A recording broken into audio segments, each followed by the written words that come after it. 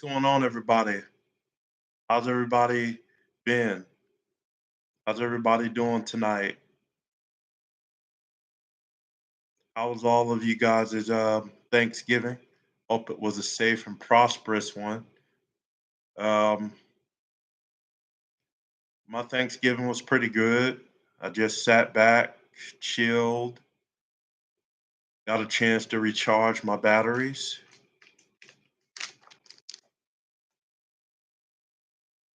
How was your Thanksgiving?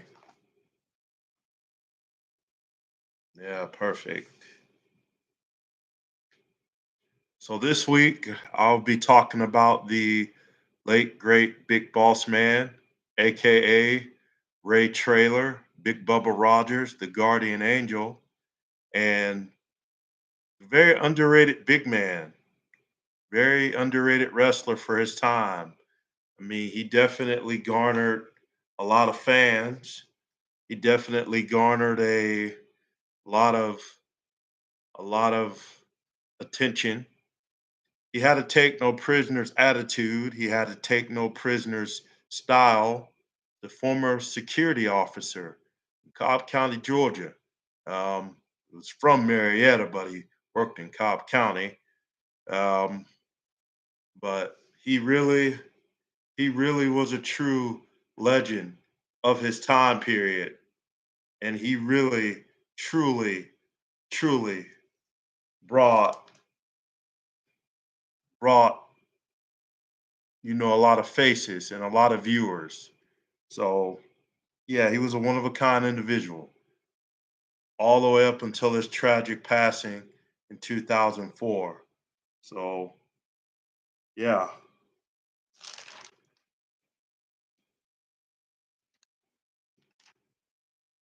and with that being said, let's do it.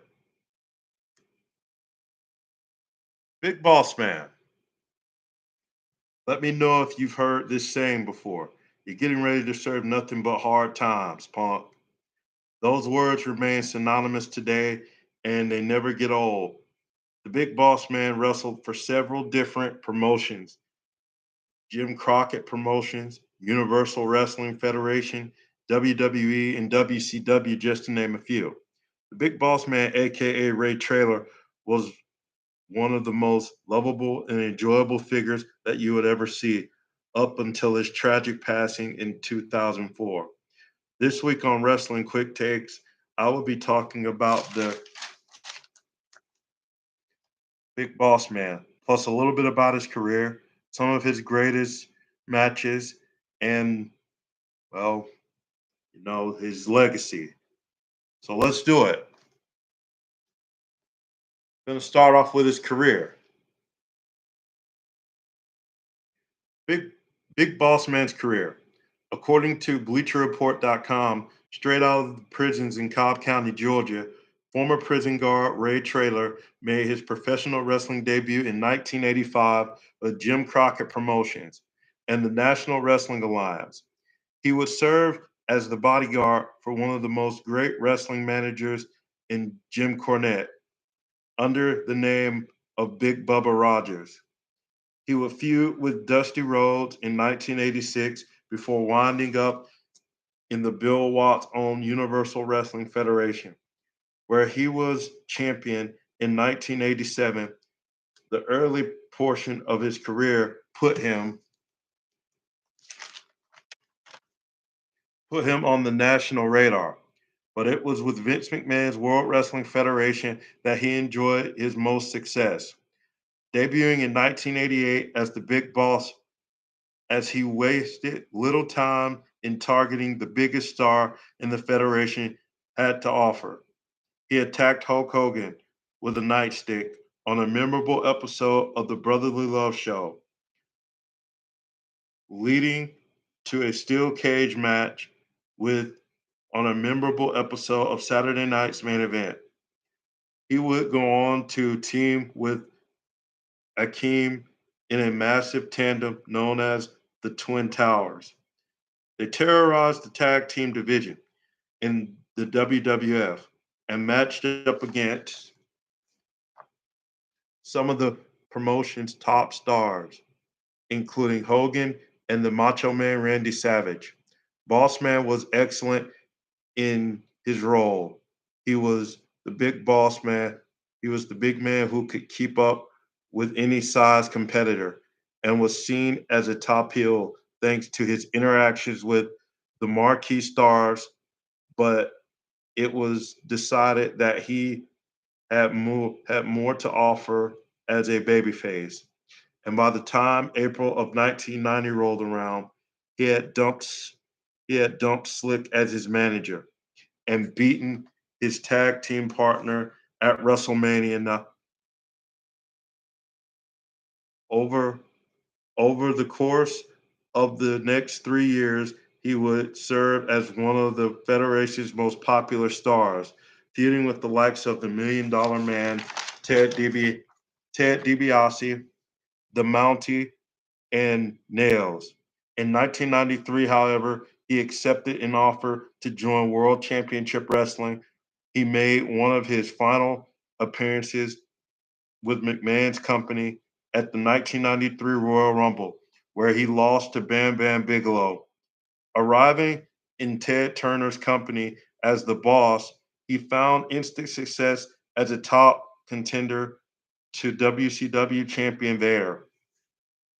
Unfortunately, a legal matter resulted in a character change and became the guardian angel, named for the group of men who peacefully protest their communities, adults and youth.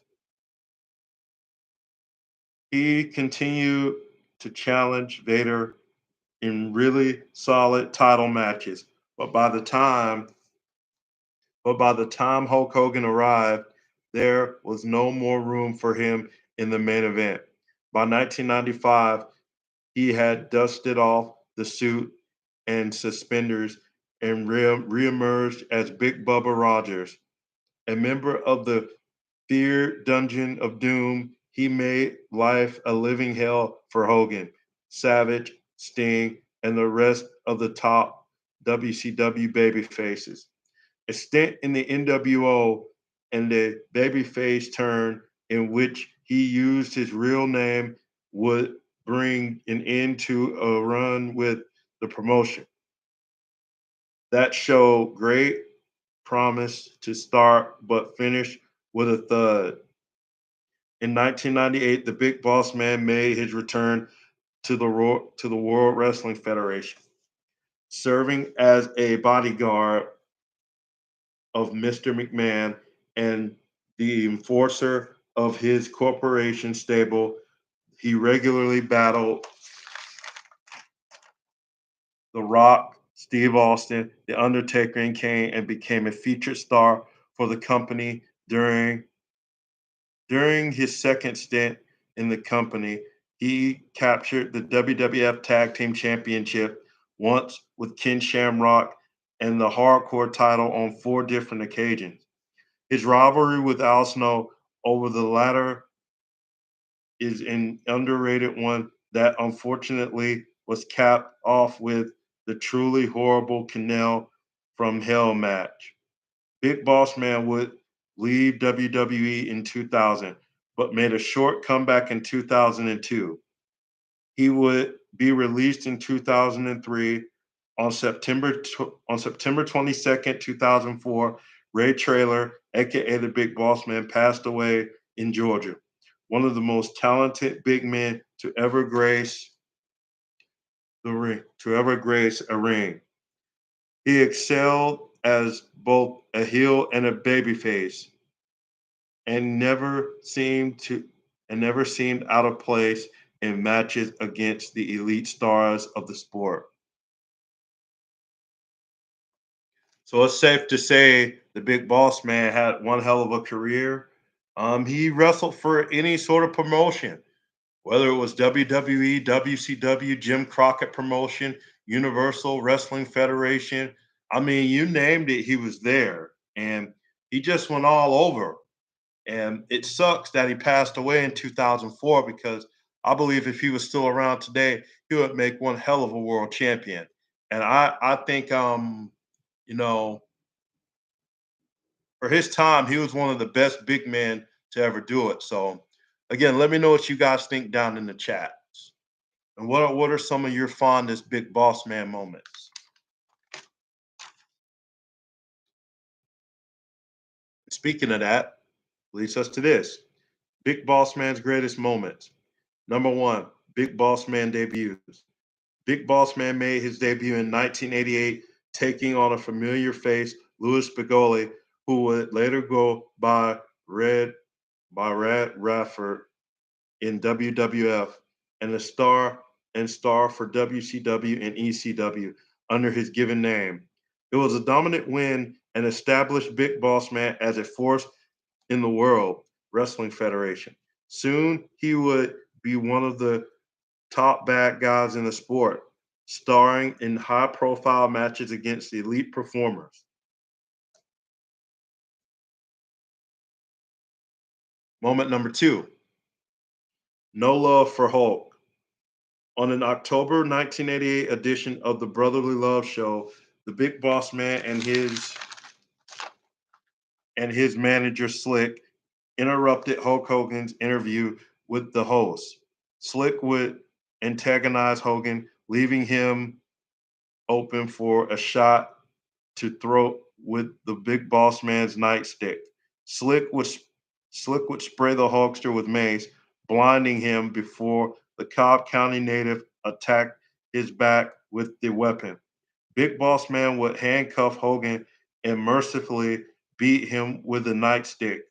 While agents and officials attempted to stop the assault, Hogan would make his typical comeback and chase the assailant away, but not before Bossman established himself as a major threat to the biggest star in the World Wrestling Federation. The assault was different from what fans were used to seeing in that it was a brutal, violent assault using a weapon. Boss Bossman perpetrated the attack with an intensity and an aggression that few of the more cartoonish characters from the period had ever reached.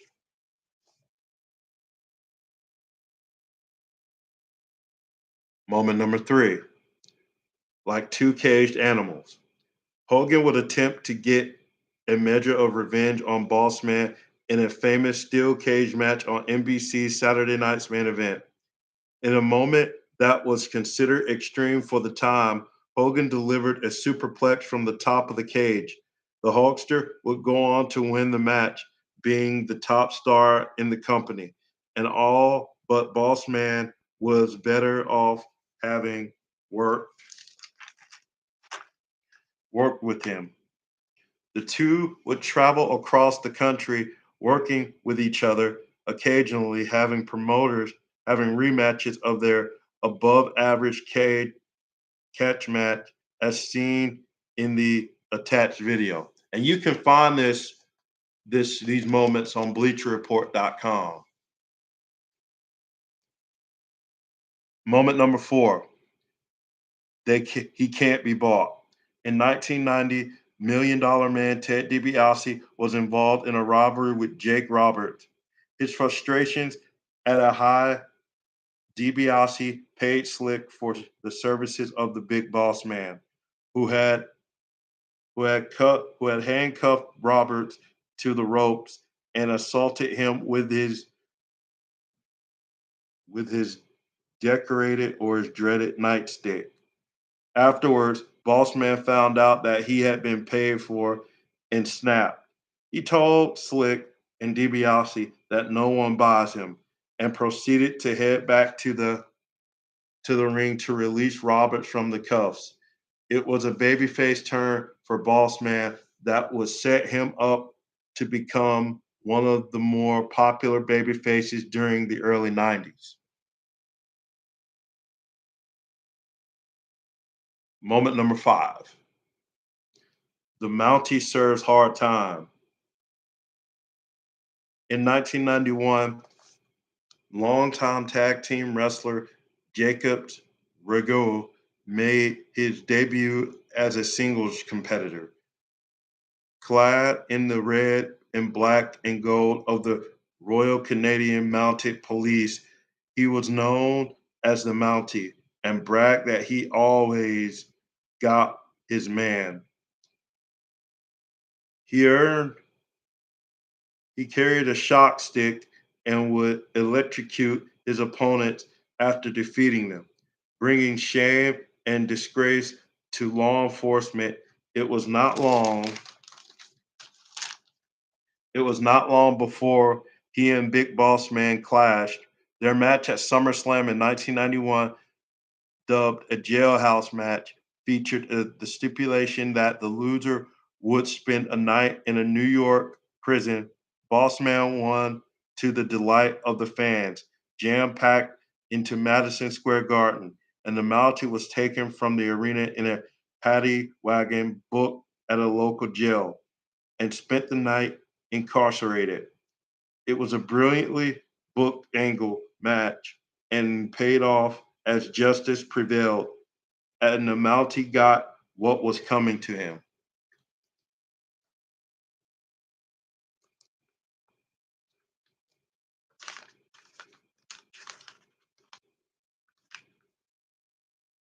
Big Boss Man's greatest matches. Big Boss Man versus Hulk Hogan Steel Cage match, WWF Saturday Night's main event, May of 1989. Featuring the trademark blue steel cage of the era, the boss man would bring his handcuffs into play in his attempt to vanquish Hulkamania. This stood as the boss man's first true test in the WWF, and he proved he could be a convincing heel and work with anyone. Big Boss Man and the Mountie jailhouse match. Number two, Big Boss Man versus the Mountie Jailhouse match, SummerSlam, August 26, 1991. This match showed how good Traylor could be as a babyface, and it gave us a fun stipulation. The loser would be booked in a New York City jail for 24 hours. The match worked so well because of the two men in the match, Boss Man and the Mountie, the latter of which was a riot as he thrashed about while being booked for lockup. Match number three, Mr. Perfect versus Big Boss Man, WWE WrestleMania 7, March 27th, 1991.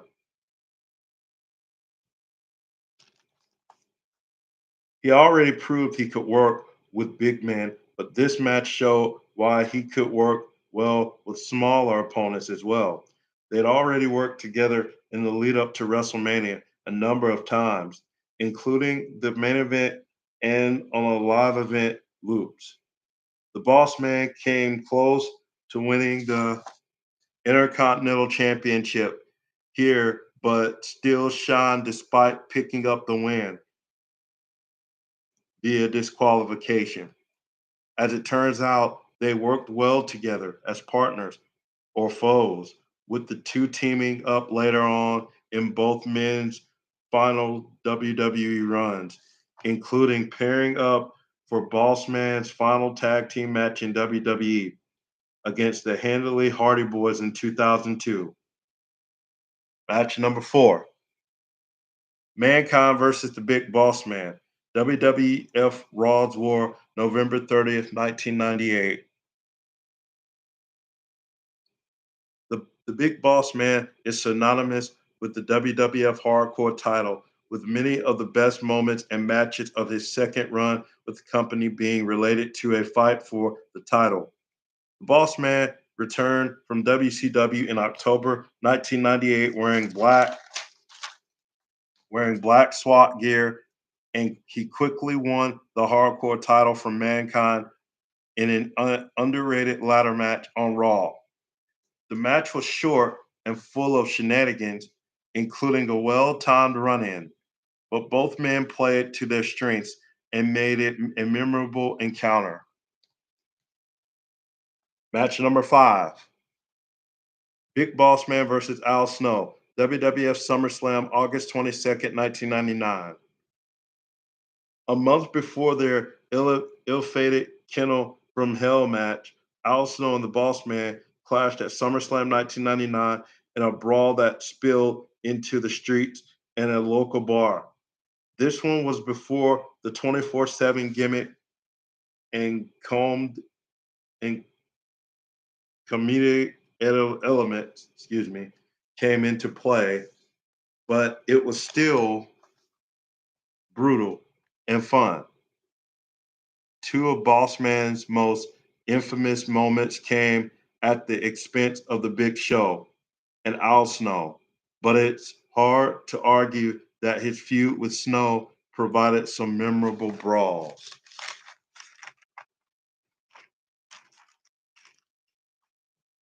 Final segment of the night, the Big Boss Man's legacy. So, what is the legacy of Ray Traylor? According to PWPNation.com, looking back on the work of the Big Boss Man, to me he shows signs he shows signs of being an underrated all-around wrestler. While he may not have been the greatest of all time, he showed complete competency in his ability and managed to have fun efforts and feuds against Mr. Perfect and the Mountie. May have been due to with his opponents being talented, but it does take two to tango. His ability to speak was also decent, as he understood how to speak in a way that made him both beloved by fans who wanted to see him deliver justice to the corrupt heel alignment and hated for being the authority of despised rule setting of the boss, Mr. McMahon. Which brings me to what I feel is the biggest part of Big Boss Man's contributions to the industry, and he had and his lasting impression. Ability to play both babyface and heel. To some, this may not seem like a very extraordinary accomplishment. There have been many legends that are noted for being one of the greatest heroes and greatest villains of all time, which may not make Bossman seem like such a one of a kind talent. However, looking back at his two major runs split apart by half a decade, one as the clean cut authority of the Hulk Hogan era and the sadistic corruption of the Attitude Era. You see two extremes, both designed to elicit the appropriate reaction and nothing else. Bossman stepped up into whatever role he was demanded of him, and to make a few memorable and elicit in appropriate reaction. In the case of facing antagonists like the Mountie, fans wanted to see him overcome the corrupt law enforcer. And in the case of protagonists like the Big Show, fans wanted to see Boss Man pay for being a major jerk. And in the Attitude Era were some of the most popular faces you can easily